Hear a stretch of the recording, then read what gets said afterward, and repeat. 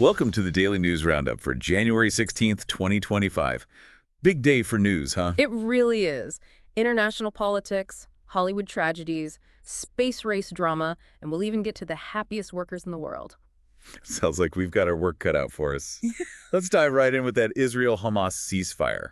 Seems like it's hit a bit of a snag. It has. Prime Minister Netanyahu, he actually delayed that cabinet vote, you know the one, and is pointing the finger at Hamas, says they're making some pretty last-minute demands. What are they asking for? It's about those Palestinian prisoners. Hamas wants more names added to the release list, and it's causing a lot of friction, especially with right-wing Israeli politicians. Some are even saying they'll leave the government if the deal passes with those additions. So it's not just about agreeing on the terms, it's about the political fallout within Israel, too. Exactly. And this could have huge consequences even beyond Israel's borders. If this deal falls apart, we could see renewed fighting. And that means more lives lost, more instability in the region, and of course, it would be disastrous for the humanitarian crisis in Gaza. We've got to understand how we even got to this point. Let's take a quick look back at how this all unfolded. Sure. It all started back in October 2023 with that Hamas attack. Thousands of rockets, hundreds killed, and remember, over 250 hostages taken. Then Israel launched that military campaign in Gaza, and tragically, a lot of civilian lives were lost. Over 46,700 people killed in Gaza, and most of them civilians. It's hard to even process. Then in November, remember there was that hostage release, 105 hostages in exchange for Palestinian prisoners. We all thought it was a turning point. Right, that brief moment of hope. Yeah, but it didn't last. Key Hamas figures assassinated, then the U.S. stepping in with that three-phase peace proposal. Talks resumed, but it's been a real back and forth, and now we're at this incredibly fragile ceasefire. A real roller coaster of events. Now, shifting gears to some sad news from the film world. David Lynch, the director behind so many iconic films, he passed away. He was 78. Mulholland Drive, Twin Peaks. Lynch had such a distinct style. He was a master at tapping into our subconscious, blurring that line between dreams and reality. He definitely wasn't afraid to push boundaries, and people are remembering him as a true innovator. Steven Spielberg called him and I quote, singular visionary dreamer. And Nicolas Cage, remember, he starred in Lynch's Wild at Heart. Well, he said Lynch is the reason he fell in love with filmmaking. Even shared a story about how Lynch would whisper directions in his ear during filming. Wow, to evoke a specific emotion. Exactly. And we can't forget Angelo Badalamenti, Lynch's composer. They worked together for years, created some of the most haunting film scores ever.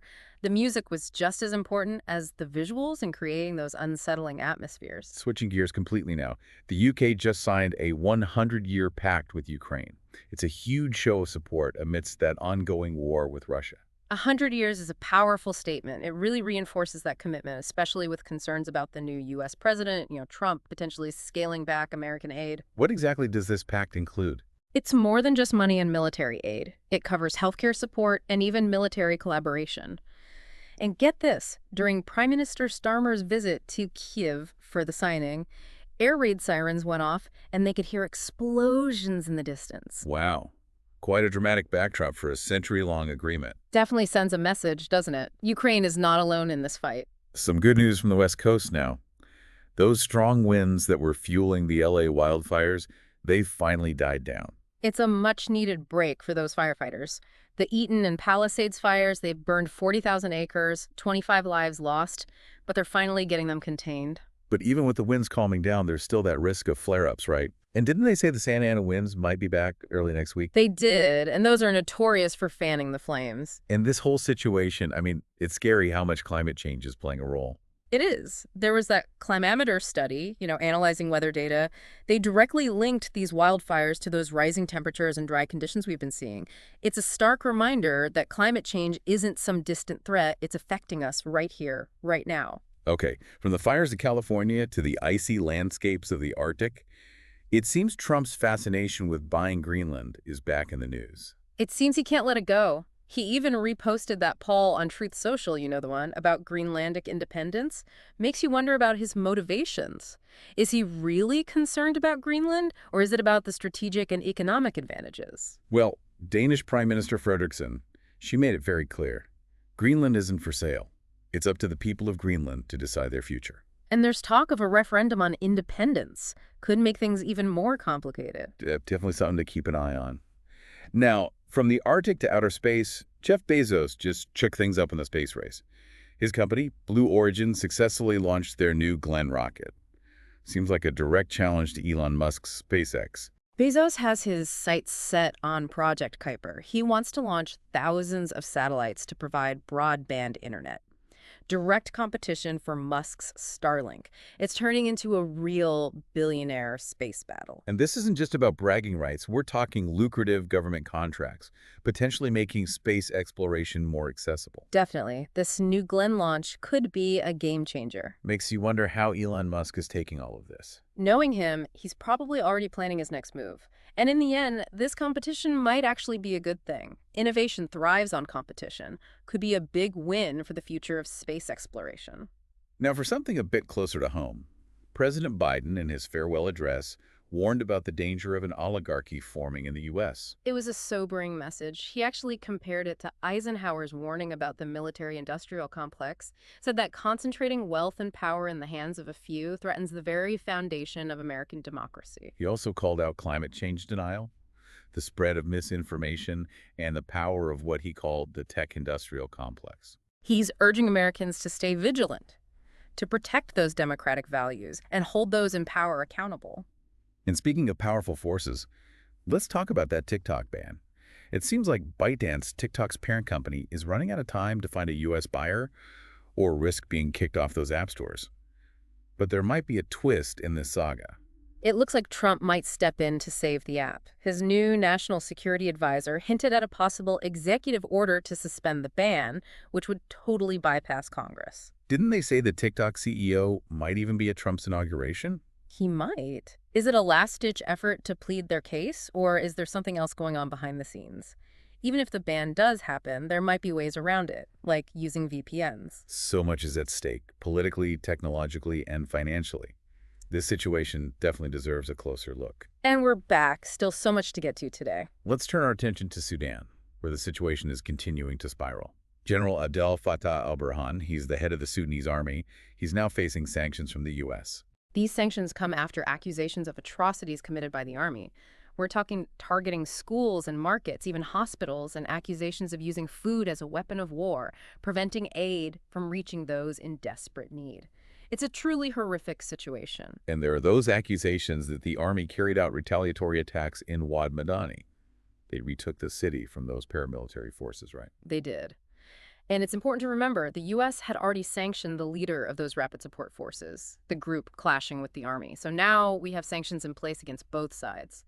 Whether that leads to de-escalation, though, it's anyone's guess at this point. A very complex situation with no easy answers. We'll continue to follow it closely, for sure. On a lighter note, let's move over to Bollywood. Actor Saif Ali Khan. He's thankfully recovering after a frightening incident at his home in Mumbai. It was quite a shock. He was stabbed by an intruder, needed surgery for injuries to his spine, his hand, and neck. The film industry is still reeling. Thankfully, he's expected to make a full recovery. His wife, Kareena Kapoor Khan, has requested privacy as they deal with this. Understandably so. It's a reminder that these things can happen to anyone, even those in the public eye. We wish him the best in his recovery. Back to the Middle East now. That Israel-Hamas ceasefire, even if it holds, many are saying it's really just a Band-Aid solution. That's the thing, isn't it?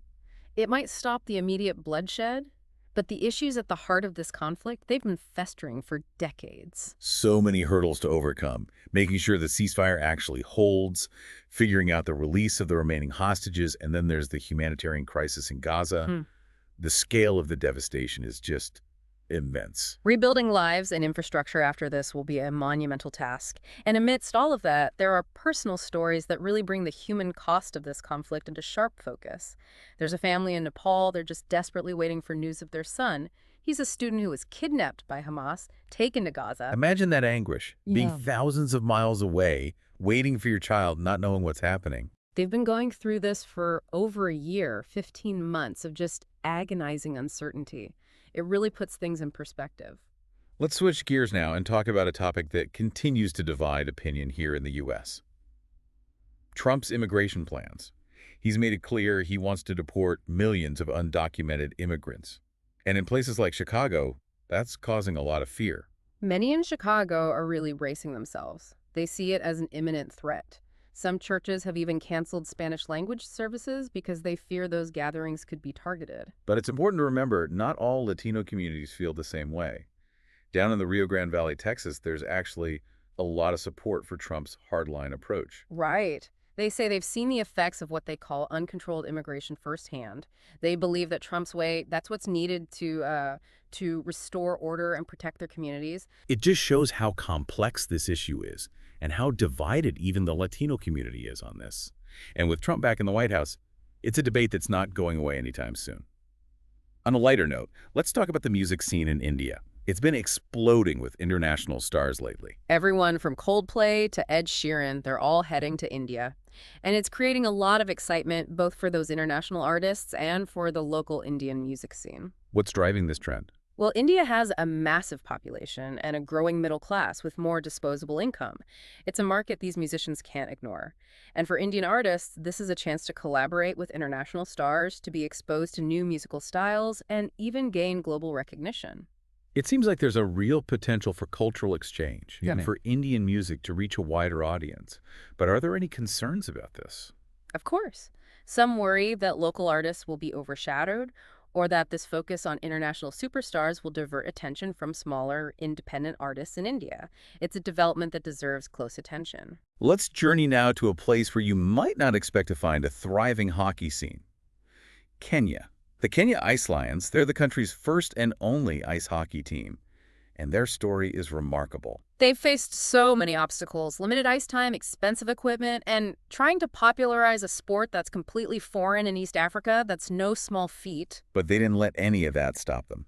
They even managed to gain membership in the International Ice Hockey Federation. And now they've got their sights set on the Winter Olympics. They're true pioneers, blazing a trail for winter sports in a tropical nation. And their passion is infectious. They're holding coaching clinics for kids and even planning to start a women's team.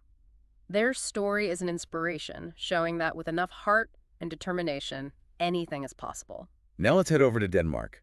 They consistently rank as one of the happiest countries in the world. Yeah. What's their secret? A lot of it seems to come down to work-life balance. They seem to have found the perfect balance. They've got generous vacation time, strong parental leave policies, and a culture that values well-being, both personal and collective. It's quite different from that always-on mentality we see in many other parts of the world. I imagine trust plays a big role, too. It does. Danish employers trust their employees to get their work done without constant oversight. And employees feel empowered to set their own hours, to take time off when needed, without fear of repercussions. It's a system built on mutual respect. It really challenges that hustle culture mentality that's become so pervasive. And what's interesting is the Danish model suggests that prioritizing employee well-being and fostering a culture of trust, it actually leads to more productivity and happier employees. It's a lesson other countries could certainly learn from. Let's turn our attention now to a region we don't often hear about, Somaliland. This self-declared republic, they broke away from Somalia years ago, and now they're hoping for recognition from the U.S., particularly with Trump back in power. It's a long shot, for sure. They're emphasizing their strategic location, their potential for economic growth. They're even suggesting they could host a U.S. military base, a move that might appeal to Trump's America First approach. They're definitely hoping to play on Trump's transactional approach to foreign policy. But it's a complicated situation, right? It is. Somalia, they're vehemently against Somaliland's independence. And recognizing Somaliland could set a precedent, possibly emboldening other separatist movements around the world. And then there's China. Somaliland has already ruffled some feathers by establishing ties with Taiwan. The U.S. sees potential in Somaliland as a player in their strategic rivalry with China. It's a very intricate geopolitical game. A lot at play there. Now, let's talk about South Korea, where there's a major political crisis unfolding.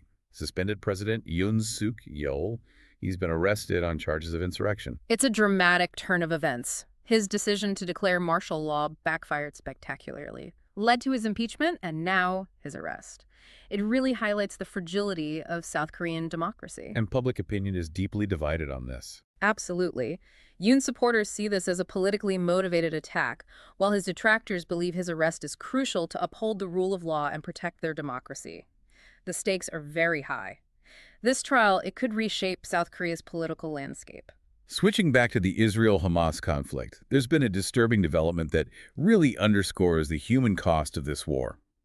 Brain Candy Verify, they're an investigative journalism platform, they uncovered evidence that the so-called humanitarian zone in Gaza, the one set up by Israel, has been hit by almost 100 airstrikes since May. It's a shocking revelation. This zone, it was supposed to be a safe haven for civilians. Yet it's been repeatedly targeted, resulting in hundreds of deaths. Brain Candy Verify, they analyze videos and photos, and the images are just heartbreaking. Collapsed buildings, destroyed tents, people with horrific injuries. It really calls into question the effectiveness of these humanitarian zones, especially when one side controls the airspace and decides where those zones are located. The IDF claims they were targeting Hamas fighters operating in the zone, and that Hamas was using civilians as human shields. But regardless of their justification, hundreds of civilians died in an area that was supposed to be a sanctuary. It just underscores how desperately a lasting solution is needed, one that truly prioritizes the safety and protection of civilians caught in the crossfire. Let's circle back to that TikTok saga. If the U.S. does ban the app, what might that actually look like? Well, the most likely scenario is that app stores like Google Play and Apple's App Store would get orders to remove TikTok. That would make it much harder for people in the U.S. to download it legally. But people will find a way, right? They probably would. People could use VPNs or download the app from those unofficial sources, but doing that could make the app more vulnerable to bugs and security issues. And the U.S. government could take even more drastic steps, like telling internet providers to block access to TikTok entirely. That's what India did back in 2020. It's a complicated situation, that's for sure. We still have the possibility of Trump intervening, maybe through executive action or maybe a last-minute sale to a U.S.-approved buyer. So the fate of TikTok, it's still up in the air. The next few weeks will be very telling. Absolutely. Right now, it's a waiting game. And finally, a sobering reminder that even in paradise destinations, things can go terribly wrong. Survivors of that Sea Story dive boat sinking in the Red Sea are accusing the Egyptian authorities of a cover-up. They're alleging they were pressured to blame the tragedy on a freak wave. They say they were interrogated, sometimes while still in their hospital beds, and forced to sign statements they couldn't even understand because they were in Arabic. And there's actually some evidence to back up their claims. A well-respected oceanographer, he reviewed the weather data from that day and concluded that a giant wave was highly unlikely. This raises some serious questions about safety standards for dive boats operating in the Red Sea and whether the Egyptian government is truly committed to a transparent investigation. A story with many unanswered questions. Hopefully a thorough investigation will give those survivors the answers they deserve. Okay, let's unpack that TikTok ban a bit more. If it actually happens, what might the fallout be? Well, the most likely scenario is that Google Play and Apple's App Store, those app stores, they'd be told to remove TikTok, so that'd make it a lot harder to download it legally. But people would probably find workarounds, right? Oh, absolutely. People could use VPNs or, download the app from those less official sources.